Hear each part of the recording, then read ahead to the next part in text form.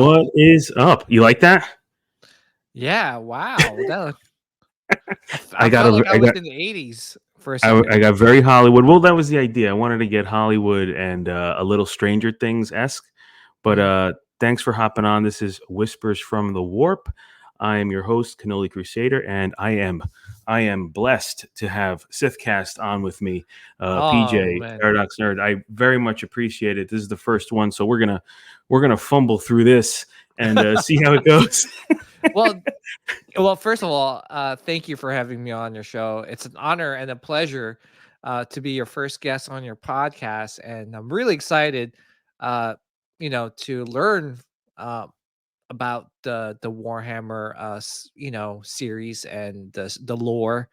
And really excited for you, bro. Like, I know you've been planning this for quite some time, and it's come to fruition, and here we are. And what a Yeah, beautiful intro, man. That was Listen, I grew up in the 80s, so when I see things like that, I'm like, whoa, it just brings me back and gives me like nostalgia, of like being an 80s kid again. it's perfect. Well, I appreciate it. Thank you again for hopping on. And the logo is thanks to your co-host Sean. So thanks to him. He's the Oh man. my He helped goodness. me out. Yeah, he Yeah, did the logo for me. he does a logo for you, but he doesn't do a logo for Nah, I'm just kidding. Nah, it looks good. He's a talented He's a man, good dude. so he's a good dude too.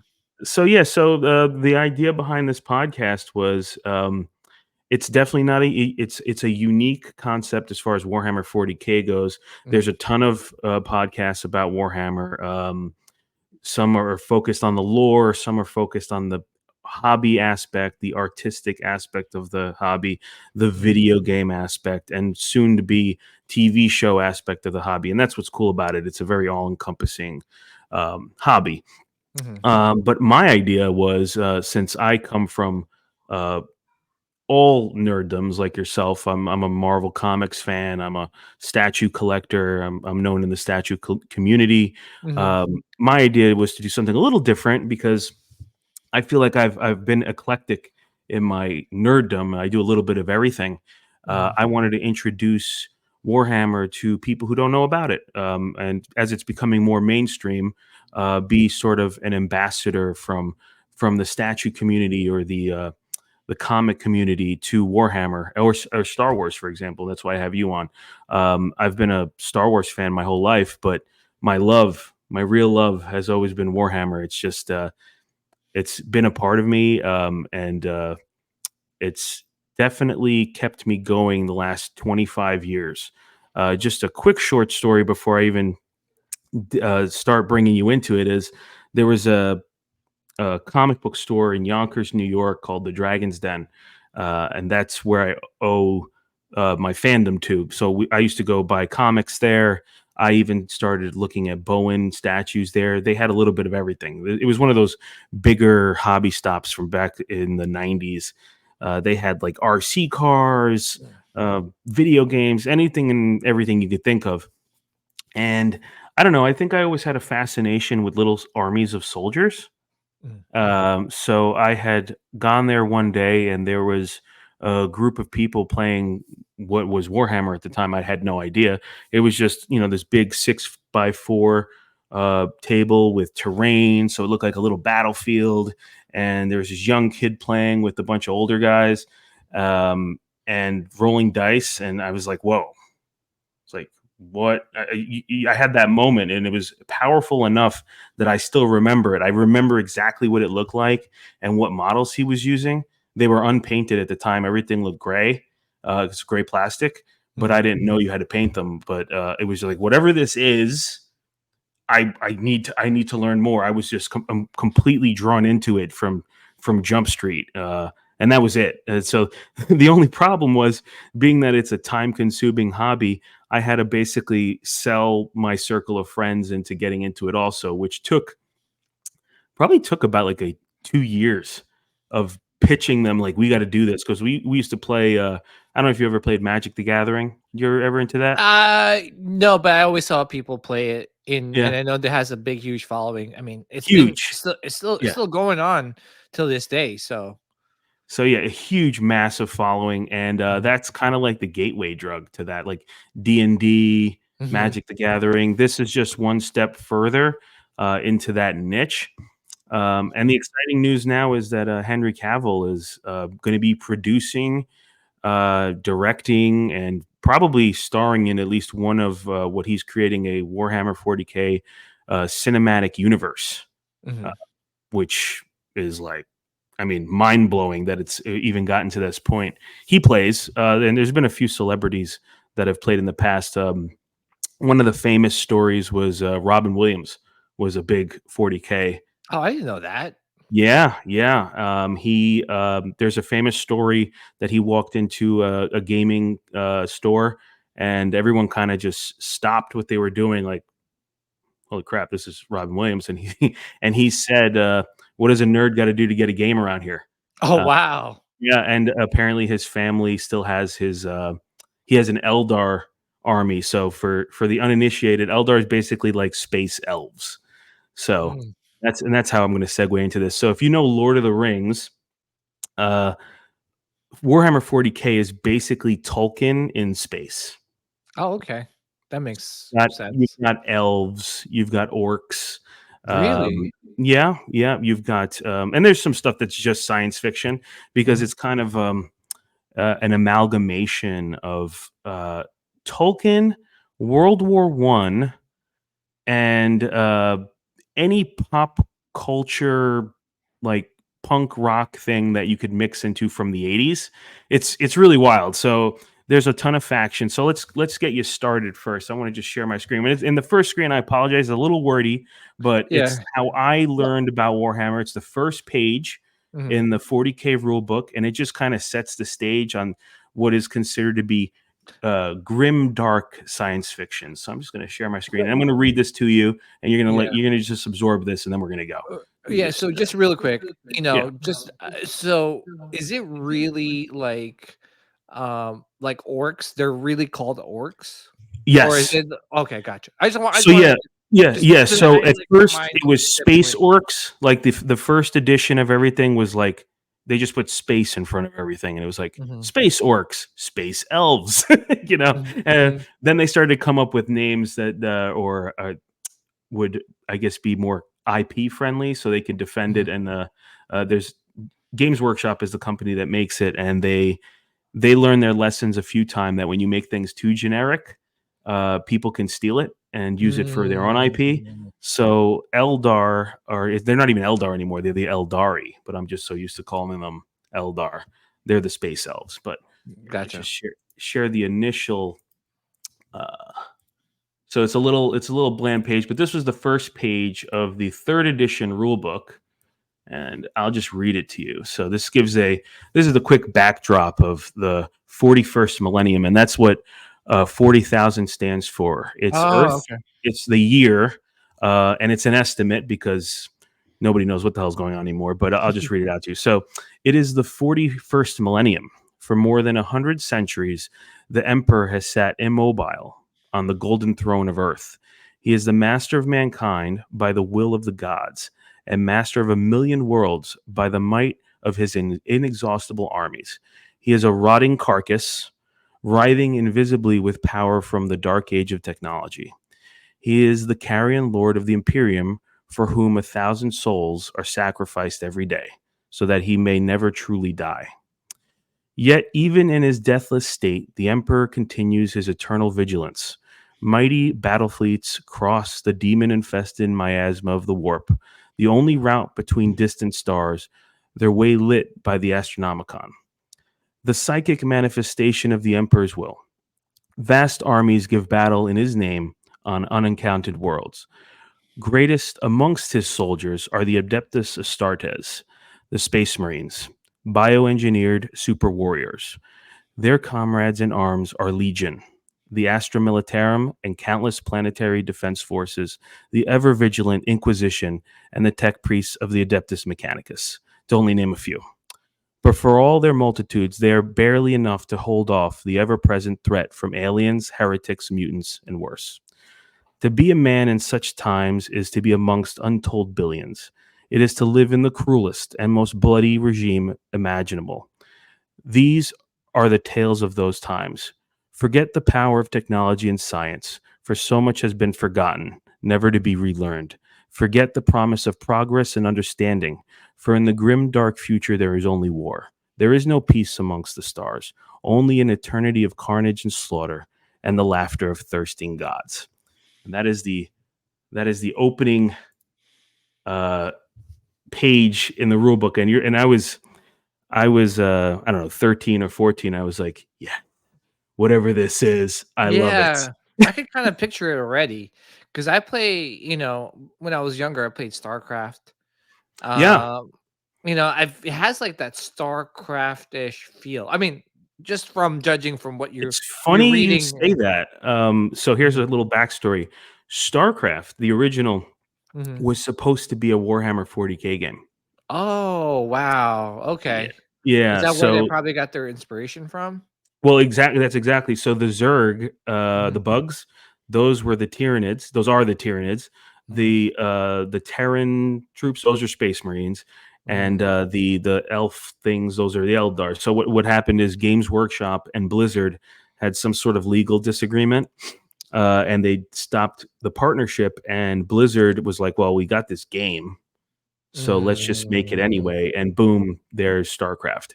So it's literally it's funny you say that because it's literally Warhammer 40K. Uh, And the thing too is that StarCraft in the gaming world is such a huge game. I mean, people played that game like countless. They played countless hours of that game, yeah, basically. yeah. So they And were playing Warhammer and didn't even realize it.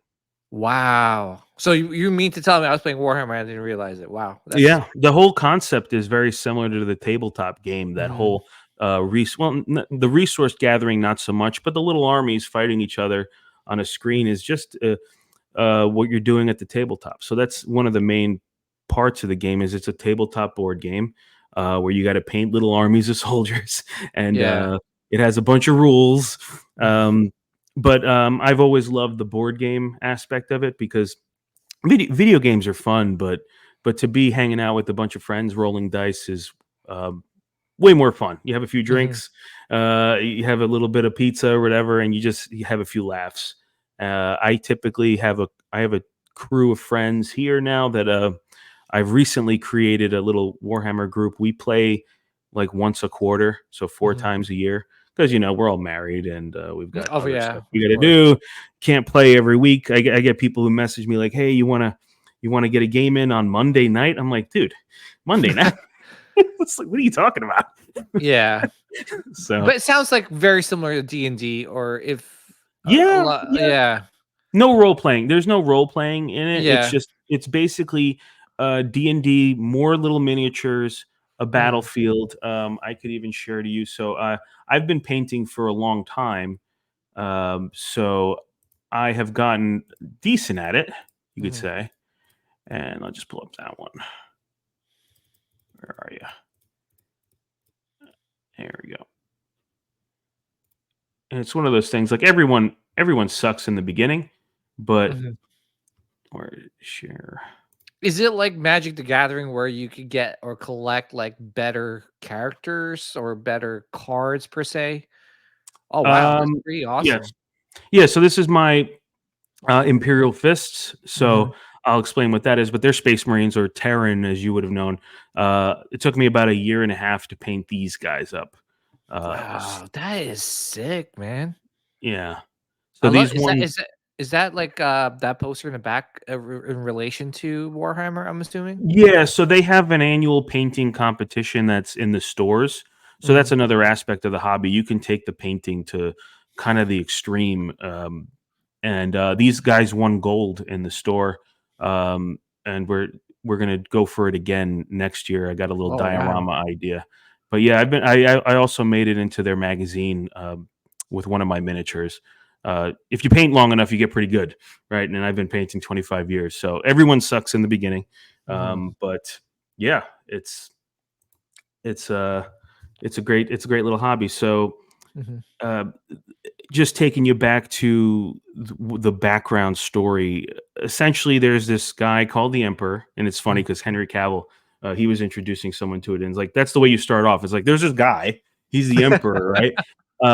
And he is like, for lack of a better word, he's like a powerful psychic. a psychic Okay. being, borderline god, like deity, and he unites humanity after what is called the Age of Strife. Right, so there's a part of world history where everyone's killing each other, and Mhm. he unites the armies on Earth and basically takes control of the planet. And he's on a mission called the Crusade to reunite all the planets that humans have inhabited, and basically going from planet to planet Mhm. and telling them, like, look, I'm the emperor, you guys all come from Earth, we're all one people, get under our banner, or you know, if you don't, you can imagine what happens. They call it grim dark for a reason. Mhm. So what the emperor did to make this easier is he created these 20 super beings, which are basically they're his sons, quote unquote. They're called Primarchs, Mhm. and each one of them takes a portion of his personality. And I don't know, your camera's fading out. I don't know if you're Oh, doing some sorry. special thing. So let's It see. I does that? have Yeah, you're better. You're better. So yeah, each one of them takes a portion of his personality, and I think I have a picture of all of them here. Yes, perfect. And let's see here. There, there we So go. basically, it sounds like a little bit of Star Wars too, with like you said, there's an emperor too. Yes. So there's the emperor in the middle, Uh-huh. and he created these sons. Now I said 20.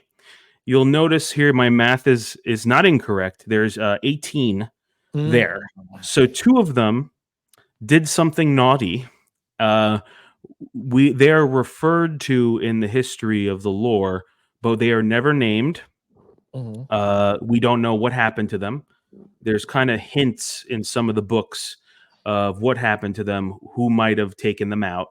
But they went against the emperor's will, and they're gone. So we don't know who they are. That's a mystery. So that's the cool Really? thing that's the cool thing about Warhammer 40K lore, is Mhm. there's a lot of mysteries. You Mhm. don't really even know who the emperor is up until recently. They kind of named him, but he's just a guy who's apparently lived through in society since the beginning of time. There's jokes that go around basically saying he's like Space Jesus, like he's been around forever. He's Mhm. been, he's been like Dracula, just been living, doing his thing, and then until he was ready to make his presence known. So anyway, he makes these 20 sons, two of which are dead, but the 18 are here, and one of them, Horus, who is on the second square. He's on the top right. I don't know if you can see my cursor or not. Let's see. No. Anyway, he's 4 from the top left. So he's in silver armor next to the Oh, purple. okay. Yeah. So that's Horus. Mhm. He gets seduced by the dark side, as you will, and creates a civil war against the emperor. And all the Primarchs on his side, on the right side of the emperor, fall to the dark side for all different reasons. So, Mhm. what the emperor kept as a secret from them is there are these beings in the warp that prey on all of humanity or any species sins, essentially. So there's gods in there that are bloodthirsty gods, and they're fueled by the wars. They're like they get fueled by murder. There's actually a god in the lore that is he was created by the very first murder, the very first unethical kill in human history, and Mhm. he lives in the warp, and all these entities who live in the warp slowly started to seduce Horus and his other brothers in their own different ways, because they're all motivated by different things. Mhm. And this happens basically sometime in the year 30,000. So So wait, there's quick yeah, question. So all the people, all the sons on the right side are seduced on the dark side, correct? correct. So it was And essentially Horus is yeah, the top one to the top left of the right side. yes, correct. Okay, all right. Silver one, yep. And So when you say, I'm sorry if I'm no, asking no, too many go questions, ahead, go ahead. but the warp, what is the warp? Excellent question. So when in Star Wars, for example, when you go in hyperspace, Mhm. It's just like this really cool, like it's uh just fast space. In Mhm, uh in the Warhammer 40K universe, they use the warp as their traveling. They have to go through warp time and space. mhm. You have to go into the warp, which is essentially hell. Okay, Okay. so yeah, so there's demons, all these evil entities. The every spaceship has a Geller field, which protects it mostly from these entities. Like there are scenarios and in the books where sometimes ships just don't make it out of the It warp. sounds like the Event Horizon. You ever watch that horror movie? No, but if explain it, and I'll tell you if it's on the same page. Yeah, it was that old, like, sci-fi. It was it's actually one of the best, like, horror movies ever made, in my opinion. So, it's a ship that goes into deep space Hmm. and disappears. But when they come out of deep space, like, they finally get rediscovered again, say, "Hey, we found the ship again." Obviously, they go in there and it's, like, possessed by, demons and things, 'cause Hmm. apparently it Yeah. went through hell. So Hmm. that was that scenario that it went through hell. So is it that it sounds like That's literally that sounds like that whoever wrote that movie played Warhammer 40K. yeah, because it sounds very similar. Yeah. It seems like a lot of pop culture, even, like, movies are using Warhammer as their inspiration to create their stories. It's freakishly true. Like I watched Mm. what is that Snyder movie that came out on Netflix Oh, that Rebel Moon? Or yeah, dude. I Rebel mean, Scum? Rebel Moon, I couldn't finish it. It wasn't exactly my thing, but the amount of stuff they took from Warhammer was like it was a little over the top. I was like, man, Snyder's gonna get sued by Games Workshop. Like Mhm. the way even the uniforms that the evil humans are wearing, that's what the good guys wear in Warhammer. There's a running joke. There's a lot of running jokes about Warhammer, but the Warhammer 40K universe is the one universe that no one would ever, as a fan, want to live in. It's it's That crap. Like there's no reason why you're like, oh yeah, if I would be in Star Trek or Star Wars. Like you have some hope. There's no hope in Warhammer 40K. It's bleak at best, right? yeah. Um, so there's situations where most of the human population isn't even aware of these demon entities, Mhm. and it is common practice for the Imperium, which are the good guys, that once a populace, let's say, for example, they're invaded by these entities and they have to fight them off and they successfully fight off these incursions. Well, the Imperium exterminates the human population anyway, because the fact that they know about it fuels the entities. So they have to destroy the planet or the people regardless. Wait, so they're saving the people to just destroy them? To basically wipe them out and reset the planet. Yeah. What? They're using them as a way to fight off whatever they need to fight off, but afterwards they're dead anyway. Because the entities will keep coming. They'll fuel their nightmares.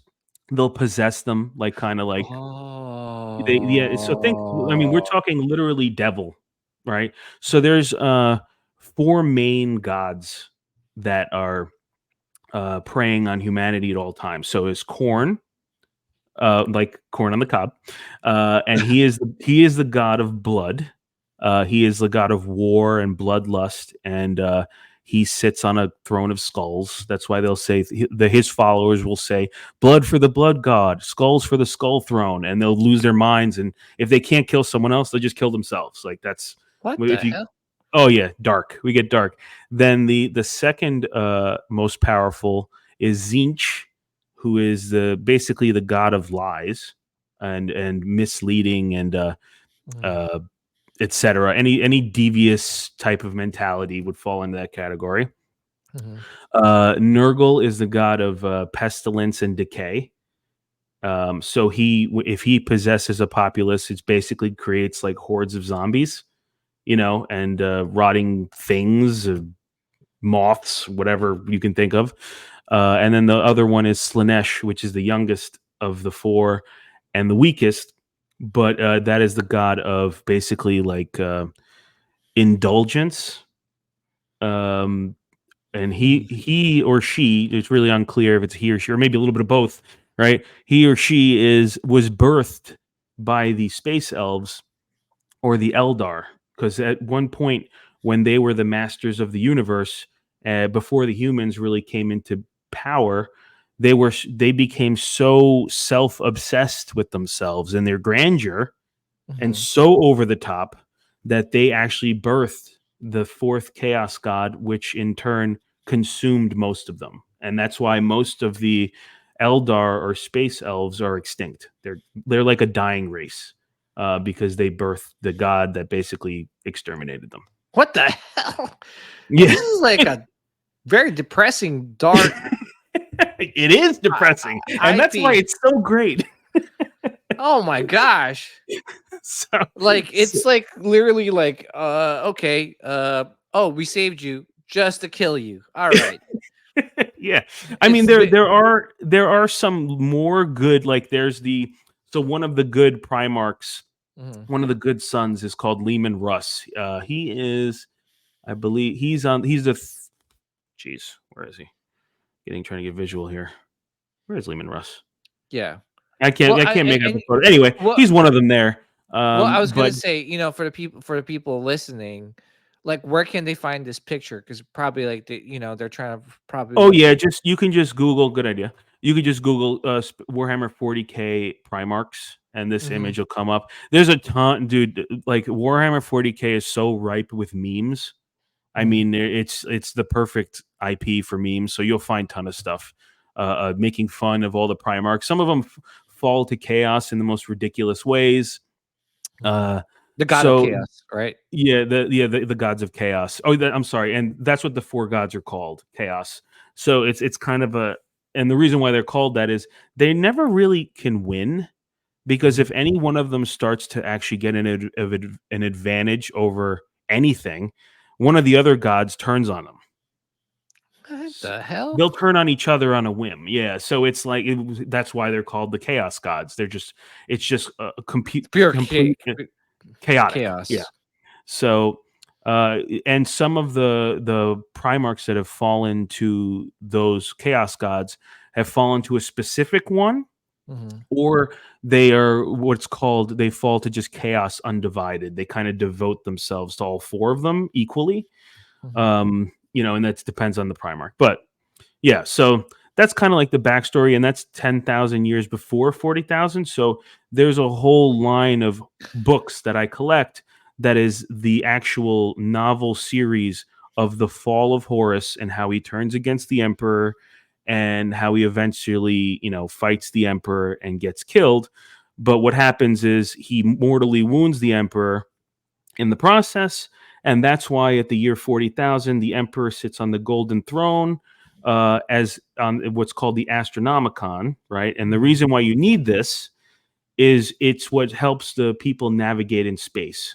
So basically, when you're in the warp mhm. and you need to get where you're going, the Astronomicon, the glowing psychic energy from the emperor himself, is kind of like your North Star. So you don't get lost. Oh, Now, really? yeah. So to keep the emperor alive while he's kind of rotting on this throne, they have to sacrifice thousands of people who have psychic energy to him a day. What the freak? Yeah, just to keep him alive. Dude, this Because is, like, really grim, man. it's There's dark, man.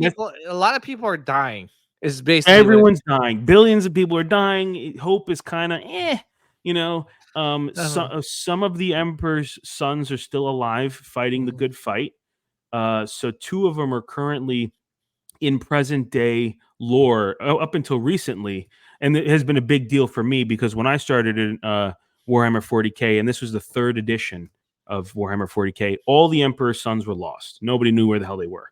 Up until about 5 or 6 years ago, one of the Emperor's sons returned from stasis. They awoken him, but mhm. that's more present day. But right now there are two live Primarchs fighting off chaos with the Imperium. So, yeah. So that's kind of like the basic level backstory on what's going on. Everything Yeah, sucks in Warhammer 40K. So wait, the emperor just came to power because he has this psychic ability, this very powerful psychic ability. And he's always been around since the birth of mankind. So yeah, Just he's been walking around them, just not like in the shadows mm, until I guess he was waiting for the right time to slowly gain enough influence to unite all the armies on Earth. And he used the precursors to the Space Marines were called the Thunder Warriors. mhm, But he put in them, they had a design flaw, and he knew that they wouldn't really, they were like superhumans, but kind of like the beta test. But mhm, he used them to unite everyone on Earth under his banner. But he knew that they weren't like a permanent solution because they were too unstable and they would just die off randomly, like cancerous or lose their minds or etc. They just weren't the final solution. So that's why he created his Primarchs, and now we go into the Space Marines. So from each Primarch is what's called a genetic seed that where he created the mhm. 18 Space Marine legions. So each Primarch has his own legion under his banner. Um, and those are the armies that they used to basically, I mean, if you didn't really want to be under the Emperor's banner, if your planet wasn't about it, he would send his Space Marines, and they're like 8 foot tall walking tanks in adamantium armor with Holy jeez. superhuman strength that are like really fast. They can do everything amazing. And you don't want to be on the other side of a Space Marine Legion. So they have a gun called the bolt rifle. Mhm, So they're not really bullets so much as they shoot like exploding grenade bullets. So mhm. when you get shot by a bolter, you blow up. There's no chance of you surviving a shot. I got shot. Yeah. Boof. So Mhm, they're like, and there's a famous line in one of the first I don't remember the line. It's up a premise that one of the writers, Dan Abnett, wrote mhm, Horus Rising. He's a mhm, Marvel comic writer also, but he's one of the best Warhammer 40K writers. mhm. And he explained that when Space Marines go to war, it is one of the most ugliest things you ever never want to witness. It's not like like a bunch of stormtroopers in Star Wars, like with the laser beams and leaves a little laser hole. No, it's like if you see the aftermath of a Space Marine assault, there's just like clumps of everything everywhere. Oh my god. they're designed as shock troops. They are designed to be quick and brutal. That's it. There's no Sounds like it. yeah. Well, so it's just one of those things, right? Like, I get the premise with the emperor and his sons, and half of them got seduced by the gods of chaos, right? Mhm. Am I following correctly now? Yep, yep, yep. You're Uh, following. so, but basically, it sounds like the whole premise is that the other side of the emperor is and the emperor are fighting the gods of chaos and the demonic things in the warp. Is that sound? So yeah, so the Mhm. half of them fell to the chaos entities and Yeah. turned against the light of the emperor. Mhm. Um, and side note, you can play as any of these factions. So there are people who play as the bad guys, the Mhm. chaos guys. There's people like myself. I play. So I'm the yellow is the Imperial Fists. So they are considered the Praetorians of the Imperium. Their Mhm. Primarch is Rogel Dorn, and Mhm. his speciality is siege warfare. So he's all about um, blowing up fortresses or creating fortresses. When Mhm. the Horus Heresy or in the Civil War started, Rogel Dorn was the one the Emperor tasked with fortifying Earth as best as he could before the evil legions arrived were for the final battle. So they tried their best to fortify it. But yeah, so half of them are like devil worshipping lunatics now, Mhm. and the rest um, are still loyal. So, but what happened? These are the original legions. So there's thousands of what are called chapters now. So Games Workshop is all about customization, and there's a little bit of a product placement idea here. You don't have to play as one of the original 18 because after the Horus Heresy, one of the Primarchs of the Ultramarines, the blue Ultramarines, he decided, you know what? We're not going to allow legions to exist because they're too powerful. There's just Mhm. too many Space Marines under one banner. We're going to split them up into smaller units called chapters. So, Mhm. so from the Imperial Fists, there's a bunch of sub chapters that were Mhm. broken up from them, and et cetera, et cetera. So there are so many chapters and so much customization with Warhammer that whatever personality you have, there's a Space Marine chapter legion that matches your style of play. And the Mhm. fun part is that's just one faction. There's about 20 factions in Warhammer. Wow. We're just scratching the surface. So you've got like the bugs, you got the orcs, you got the elves, you've got other races that you know you haven't that I don't have a good reference for. There's also a race called the Necrons that are like this ancient race that are basically like Terminators, like basically like a bunch of Arnold Schwarzenegger Terminators running around, and they were literally what's the word? The ripped from that. I mean, they were like, "Oh, Terminators are cool. Let's make an army of Terminators," and they called them the Necrons. So there's a whole bunch of back lore on them also they're an ancient race. Um, but So yeah, yeah, it's just crazy because I'm sure we're just grazing the surface or barely grazing the surface, but yeah. it sounds like a lot right now. So I can't imagine like going into and understanding the other factions, right? It's hard. It's hard. Like Mhm. you know, I've been playing for 25 years, and Mhm. I've played a bunch of different armies. I sold off, unfortunately, some of my armies when I thought I was never going to play anymore. I wish I Mhm. never did because you put a lot of work into it. Like we collect Well, statues, mhm. but and that's fun. But when you have a bunch of painted guys that you put hours and hours into, you even if it's not that great of a paint job, right? You appreciate it more. And this is what's going to be heresy to some of my fellow statue collectors. Like I could never sell my Imperial Fists. There's not a dollar amount I Mhm. could it's priceless to me. I put all this effort into the customization. And to your point, when you're a fan of a faction, every faction is going to have its own sub factions, and every faction has bookshelves of novels on them. So Wow. there's no way for me to know everything about the orcs or everything about the Eldar because I'm first of all I'm not that interested in the Eldar. To me, I just like to kill them on the battlefield. I don't need to know about that, right? But like there's so much depth to all the races that Mhm. it's impossible. And even down to the faction. So like I blew someone's mind last month. I was showing them my Imperial Fists army, and he's like, "Well, why do they have some skulls on their shoulder pads?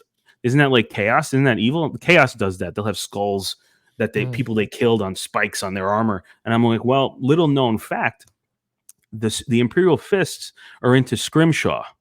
So what scrimshaw is if they have a fallen brother in battle that was really dear to them, they'll keep a bone fragment of theirs and etch their deeds into it and keep it on their armor. And that's like Wow. one of those things like, dude, nobody knows that. He's like, "Wow, I didn't know that." I was like, "Well, I've been playing Imperial Fist for like 10 years, so I know everything there is to know about Imperial Fist." So I'm sure there's a lot of facts like about other legions that I have no idea. I just haven't been that interested.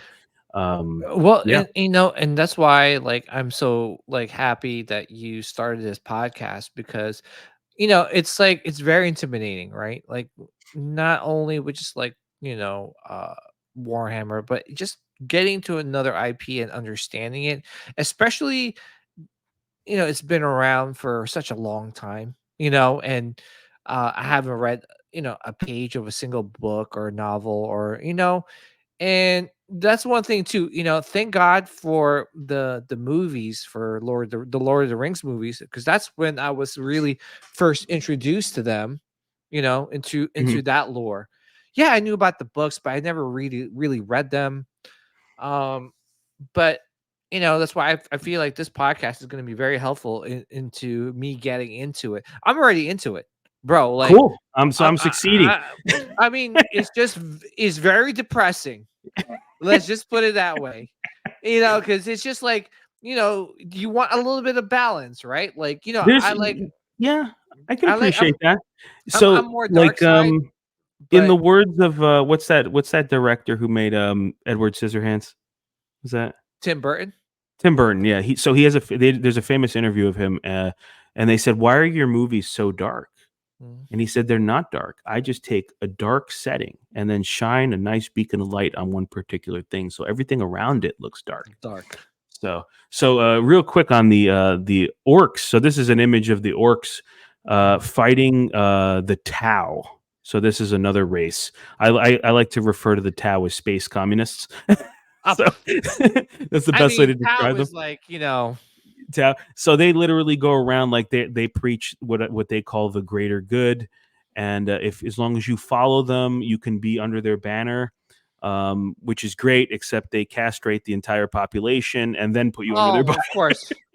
It's like You could totally join them, eh, but they don't want you to yeah, if you like castrating the reproduce. population and that's the type of thing you're into, then join this faction. Are there people that play the Tau? Yeah, so I Do don't get along they with Tau players. I can only imagine why, but Yeah. eh, I guess it depends on your personality and Yeah, what yeah, you're so really into, and that's I what's guess cool about what type yeah. of torture you like to. Yeah, No, I was what kidding. you pick your flavor, right? So, funny thing about the orcs is they're known as probably the only happy race in Warhammer 40K because Mhm, orcs were designed by an ancient race.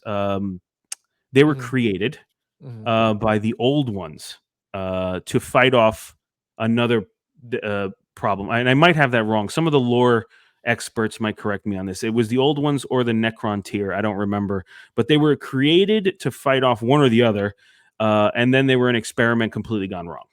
They're basically they're just like Tolkien. So if orcs invade your planet, it's a big problem because their very sweat will drip into the ground and they will birth more orcs. What the And freak? Was this Gremlins? basically, and it's like, and they are born already knowing how to use a weapon. They Mm, basically uh, they transmit their memories and their knowledge from orc to orc. They love oh, fighting. so They live for it. They mhm. kill each other if there's no one to fight. So they're always looking for a good bash. So they're technically speaking, they're the happiest race in Warhammer 40K I because they don't know always about can fight that. somebody. Wow, that's very. So you just basically said that Warhammer is very, very depressing. If the orcs that if they have nothing to kill, they kill each other is like the But they happiest. love it. They're excited about it. They're like, this is what they live for. So they're the only race that when they see like a rip in space time, like Mhm. where the chaos demons are at, they'll fly into it because they know they're gonna have a good fight. You So know. so basically, my question to you is right. Yeah. It sounds like everyone's fighting each other, right? Yes. So what Forever. is the goal? What's the main goal, right? So for And don't humans, y or in general, because, like, for Star Wars, right? I'm just going back to Star Wars for, that's what I know the best. For Star Wars, the Emperor, um, they're looking to conquer the whole universe or galaxy. So, what is, like, the ultimate goal for these factions? Or is it separate for like, there's each yeah. faction has their So own goal? every faction has their own goal. Like the Tau, for example, are trying to spread their greater good. Join us. Uh, The Imperium, which is the good guys, the humans. And I've argued with people. They're like, there are no good guys in Warhammer. I'm like, well, let me put it to you this way: you could either be the humans, right, which we mhm, are, or mhm. you can be possessed by the devil. I don't know which one do you think is worse. Now the Yeah. humans are cruel, right? They're Mhm, completely cruel. There is like some planets that are not as cruel as others. It's basically like a huge bureaucracy of militant people. Like there are planets that create ammunition. There are planets just for creating tanks. So everything's on a colossal scale. So a perfect example. So on their space battleships, there are human beings that live on these ships and have never stepped foot on a planet. Their mhm. very existence, their history is being on that ship and making sure it runs. That's it. That's all they Wow. know. So everything is at like whatever scale you have for like Star Wars or Star Trek, just it's minuscule. Think of billions of planets with Mm, one singular purpose is just surviving because everything's trying to kill you. Like it's just one threat after another. Yeah, so Yeah. basically, if it's not the other factions that's coming to rip your head off, right, or castrate you, or Eat you. sweat and make more gremlin like orcs, or the chaos gods, or whatever you call them, like coming after you and possessing you, and you know uh it seems like, yeah, you're just fighting for you're surviving, like what you said, Yeah. like you're just trying to survive. If one thing doesn't kill you, another thing is going to. Yeah, and there's, for example, since the Mm, Imperium is always worried about mm, heretics and the possession of humans, they have different factions or different bureaus, kind of like we have the FBI, the mm. CIA, and Yeah. all these. There's what's called the Inquisition, with inquisitors that go Mhm. around in the populace, making sure no one's being possessed by the devil. And Wow. is anyone acting a little weird here? Let's find out. And then we take them away and they never get seen again because you can't have anyone being possessed by the chaos gods. So that's actually the rumor is Mhm. that Henry Cavill is his first show is going to be Eisenhorn, which is one of Dan Abnett's first series. It's about an inquisitor, and he goes around cities looking for witches. Basically, he's witch hunting Mhm. with his crew, making sure everybody's on the up and up. So there's different factions within the humans that do different things. There's another faction called, and I think I have an image of them. The Space Marines here. Let's see. Oh, let me show you that one first. So this is an image of the Mechanicum. These are actually humans. They used to be. They live on Mars. Mhm. Mars is responsible for all the manufacturing of all the weapons, the bullets, the weapons. Most of the high-end technology is from Mars. And the people who live there don't really like flesh, so they heavily convert themselves into like cyborgs. They believe that the flesh is weak, and the closer you convert yourself to basically a robot, is the closer you are to the emperor. Because the way they see the emperor as a god, they see him as they call him the omnissiah. Basically, he is Mhm. the mechanical god. He is what powers all their technology. So one thing I Mhm. didn't touch on is everyone's really religious Yeah. in the year 40,000. If you don't accept the emperor as like your lord and savior, you have a problem. so, so you got to believe in that stuff, and these guys take it very seriously. So they believe in the emperor in that way. Yeah. Well, so what is the main goal of the emperor? Because he seems to be like the main guy. So the main goal of the emperor, well, right now is a mystery. So Okay. in the most up-to-date novels, he has communicated with one of his living sons some sort of mission. Uh, he told him to do something. We don't really know, and that's a lot in Warhammer. Is there's a lot of mystery. They do that on purpose because it just Mhm. keeps it cool. Mhm. Um, his mission at the beginning, before the Horus Heresy and the Civil War, was just uniting the all the planets, and his main objective was creating a webway tunnel system Mhm. that would replace the warp. So warp travel would no longer have been required. You would have been able to travel from planet to planet without going through hell. That was his main Oh, mission. that's nice. Yeah, it would have been That cool, sounds right? Now, that as sounds you can safe. imagine, yeah, as you can imagine, that is a problem for the chaos gods. They did not like that. So Mhm. that was one of their main motivations for tempting one of his sons to turn against him, because they couldn't have the human race not using warp travel and finding a way to basically avoid them. It would have Mhm. saved humanity. So that's done. That's over. It's been 10,000 years of just surviving. So this is an image of one of his sons. This is Sanguinius. He's the Primarch of the Blood Angels. He is a loyal son. He's dead. He died during the Horus Heresy. This is actually an image of him at he's on Earth, and he's basically rallying his troops to fight off the invasion from Horus. He's a mutant. He's one of the few mutants that are the sons, because as you can see, he has some big ass wings, right? So he was basically one of the most popular Primarchs of his time because everyone saw him as an angel. Like, how could you not like this guy? Yeah. And yeah, so he died during the Horus Heresy. I don't think he's going to return because he died at the hands of Horus himself. Wow. But yeah, pretty cool image. Very Archangel Michael. So there's a lot Mhm. of religious kind of nods in Warhammer 40K. But this guy, for all intents and purposes, was like basically the most powerful Primarch. Um, he's a badass. He is. I think this Wow. is Henry Cavill's favorite Primarch, also. So that's why I put him up there. So I'm like wondering like how Henry Cavill will translate this into the big screen just because there's so much going on. But it seems like from like a company point of view, right, in terms of revenue, this is going to be a constant revenue stream for whichever company or movie company is producing this, right? Oh I yeah, mean, because there's so so much lore so behind. much, so much you can And do. I like it because you know why?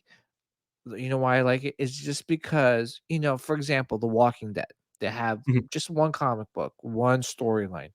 But obviously they with the spin-offs that they created just to create more revenue stream or more money or just do we need it? No. But mhm. it's different here for Warhammer because you need it. Yeah, You need the other like, if there is, like, the main movie and then you need the spin-offs to understand there's the just too different much. facts. Yeah, there's Yeah, too but that's good too because now there's so much lore and so much content that you could spew out of it, to not only entertain the current Warhammer fans, but to educate, like, the new ones that are going to be new ones, new Warhammer fans, you know? yeah. I'm excited to see these shows bring in some people to the hobby. If and you don't have to play the game, you could just start learning about it. It's just so rich. I Is mean, it gonna be a show or is it gonna be a movie? so it's from my understanding, the first one is going to be a show Oh, about okay. Eisenhorn. So he's an inquisitor. He's Yeah, looking for witches and stuff. And I won't I spoil much, but it's one of the best series. I mean, it's amazing. If you could is audio book it and listen to it if you want. so, let me ask you, so is that a good start for anybody to get into Warhammer? Is watching that show as the first, I guess, Yeah, exposure that's a for. good one. That's a good one. If you were to just want to get into it, Eisenhorn is a good series because it kind Mhm. of just introduces you to the setting. Because the setting itself is the hardest thing to explain. We've been talking for almost an hour. I haven't really talked about a specific person yet. It's just me trying to explain to you what the setting is, and that's the character in and of itself, and that's a good way to enter. Is that series for sure? Yeah, and you know what? Like, again, I have 0 knowledge of Warhammer, 0, right? And I'm interested just because, it's like I'm ready. My imagination right now is running wild with all these different factions, and I just, you know, I don't know if it's because I'm it's the chaos gods, but all I could picture is chaos in this Yeah, whole big universe, and I like it. yeah. It's I'm like more interested in trying to understand more about this IP or this Yeah, I appreciate it, man. And I appreciate you spending the time because I'm so passionate about it.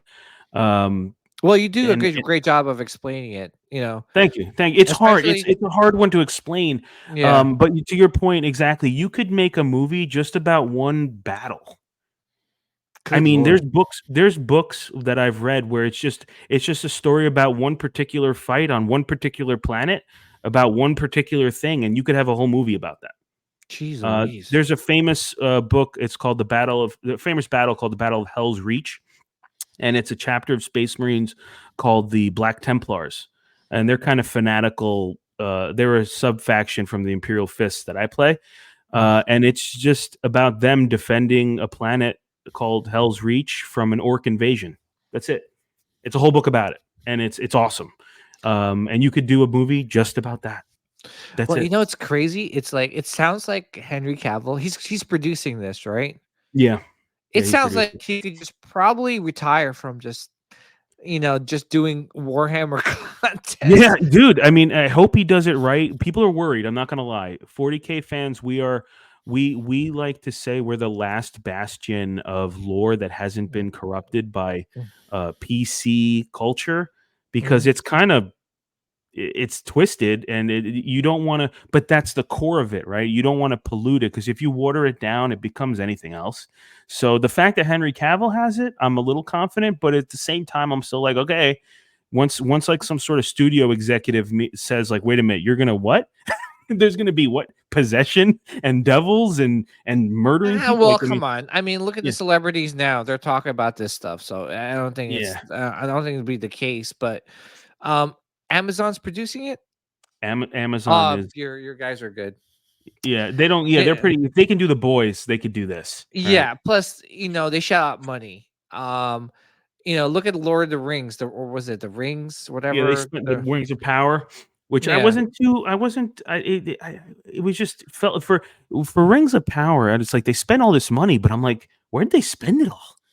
Like, I it guess the felt. CGI was nice, but like the acting was atrocious.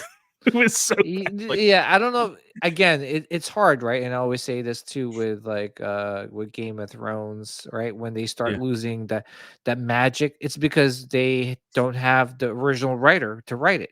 yeah. So when you So have other writers trying to mimic that, then it yeah. So I'll and leave I you was gonna another. yeah. Go ahead. Go ahead.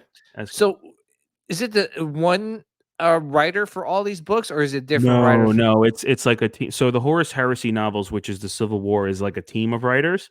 Mhm. They've been doing it for like it just finished. So the last book just came out. It's been like a I don't know 15 years or Jeez something. Louise. It's about 50. It's over 50 books for the Horus Heresy itself. I read a lot, like and you can audio. These are all on audiobooks. Um, but there's, dude, you go on Warhammer, a game, warhammer.com, and you can look up any, if you want to read about orcs, you can read about orcs. You want to read about Eldar, read about Eldar. You want to read about Necrons, there's books for everybody. I wanted to just show you this other faction, and this is one of the most famous pieces of artwork. So this guy, John Blanche, is Mhm, the original. He's like kind of the father of Grimdark. This is his work. So you can mhm, tell a John Blanche piece because they all look like this. Like they're very mhm. detailed, very grim, very cool, very heavy metal. So there's a faction called the Sisters of Battle. They are part of the Ooh. yeah, it's kind of sexy, right? They're part of the ecclesiarchy, and I never say that word, ecclesiarchy. So they're basically the priesthood of the Imperium. So they're not allowed to have a standing army of men. So what did they do?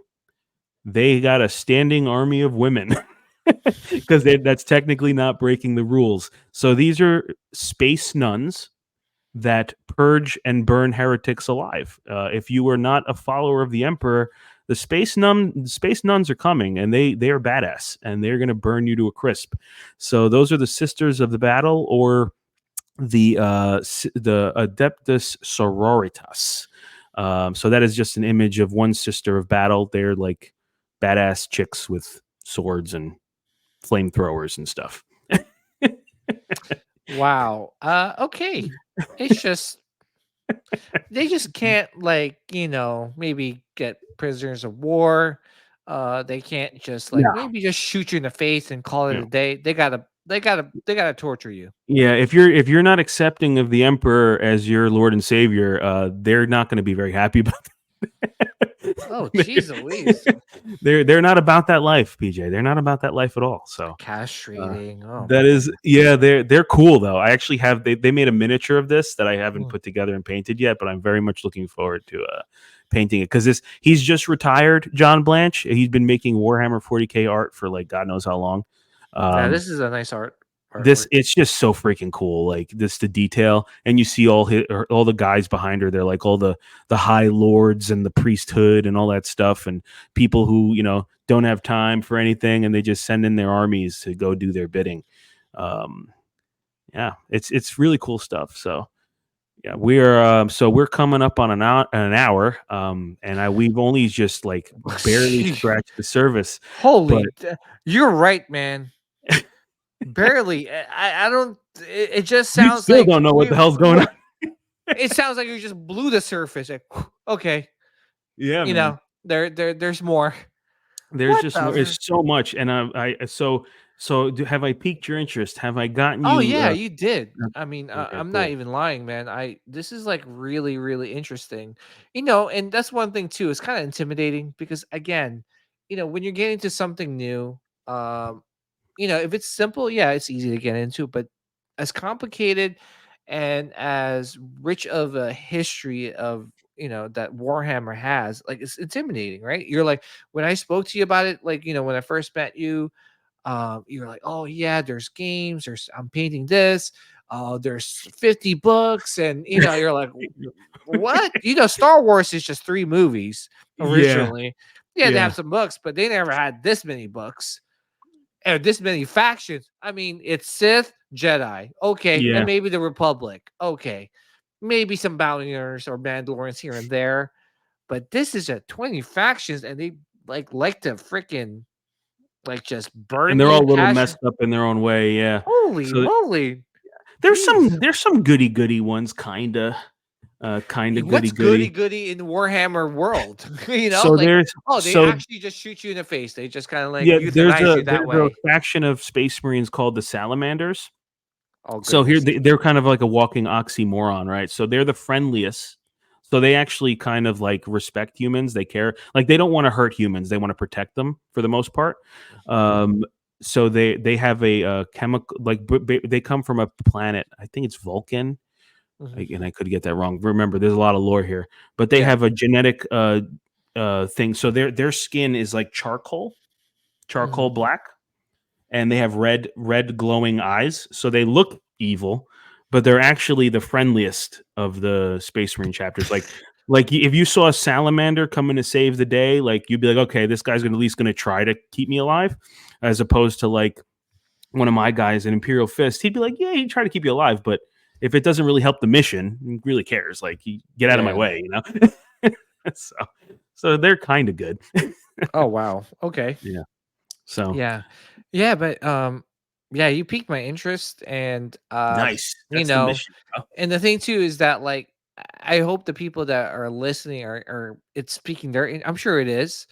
And yeah, I'm looking forward to more of your podcast. I mean, seriously, honestly, dude, this is like I'll definitely be listening religiously because I need to know more, and it's for me to catch up, like reading these 50 plus books.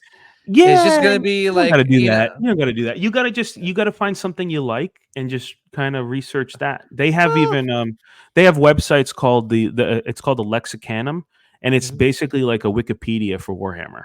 yeah, Like if you just wanted to just dig in on something in particular, it'll just give you kind of like the cliff notes. I used to read that stuff religiously, just like, okay, who's that? What is that? You know, um, what does that mean? What is that word? There's different types of psychers or whatever. There's tons of stuff, and you could research there on Lexicanum. But yeah, man, I absolutely appreciate you hopping on, man, yeah, and man. we'll definitely do this again. And I think I'm also gonna. I don't know what your thoughts are, but I might just do some quick videos just explaining like some quick parts of the lore and seeing if people are into stuff like that Oh to yeah, I think that would dip in their definitely toes. help. Yeah, Yeah. and that's one thing too is that like it's good that you're explaining from the beginning. And it's one of those too, like if people don't have time to read the books, they could actually listen to this podcast from the very beginning, explaining the lore and then going from there, and I'm so happy that you did this, man. And I appreciate it, man. I'm really excited to learn more about Warhammer. I'm really excited to see what comes out of like the shows. And I think, once those shows come out, oh man, I think it'll like a whole new fandom will just I hope so. emerge. Maybe in like a year or so, you'll be painting a little army of soldiers. Oh my goodness. Yeah. You're It gonna goes be from calling me like Dom. What color do I need for this? oh my That- goodness. Yeah, And and that's then a whole different. We didn't even get into that, but oh yeah, yeah, yeah. the art And portion of it. But listen, yeah, thank you. thank you, It's been Dom. amazing. Yes. We're gonna get off this thing right now, but I look forward to the next one. Yes, me too, man. Appreciate you having me on the show, man. I You really got it. enjoyed it. You got it. See ya. See ya.